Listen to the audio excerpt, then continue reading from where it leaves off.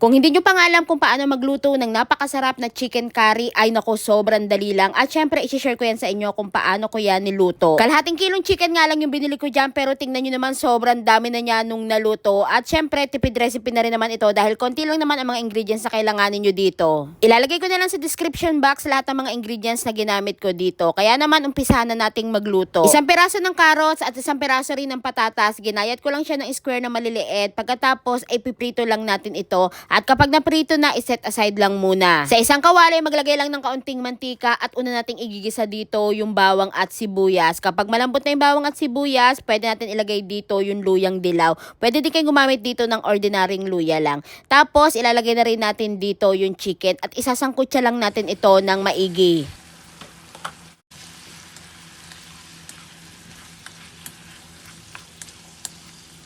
At kapag nasangkot siya na yung manok, maglalagay na ako dito ng paminta at 2 piraso ng laurel. Tapos naglagay rin pala ako dyan isang chicken cube. Mamaya mag-a-adjust na lang tayo ng lasa kung matabang pa. Tapos dito naman sa paglalagay ng curry powder, so depende yan sa inyo kung gaano kadami ang ilalagay nyo or kung gaano katapang ang ilalagay nyo na curry. Pakaunti-kaunti nga lang yung lagay ko dyan, tapos nag-a-adjust na lang ako. Tapos hinalo ko lang yan ng maigi at kapag okay na, pwede natin ilagay dito yung gata. Isang pack nga lang ng gata yung ginamit ko dyan at okay na yung para sa kalahating kilo ng manok. Pero pwede rin kayo gumamit ng fresh gata. Syempre, mas maganda yon at mas masarap. Niluto ko nga lang yan ng 10 to 15 minutes sa mahinang apoy lang o katamtamang apoy. Tapos kapag luto na yung ating manok, pwede natin ilagay dito yung bell pepper. Naglagay din ako ng sili. Pag gusto nyo na mas maanghang, maglagay kayo ng labuyo. Tapos nilagay ko na dyan yung prinito nating patatas at carrots kanina.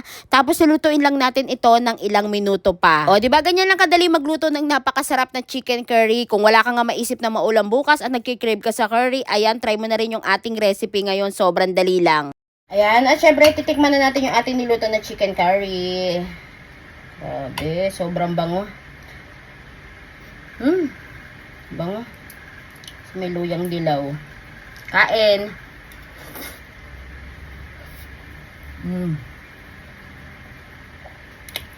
Namiss ko mag chicken curry.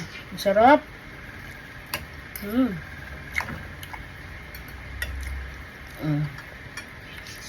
May bell pepper.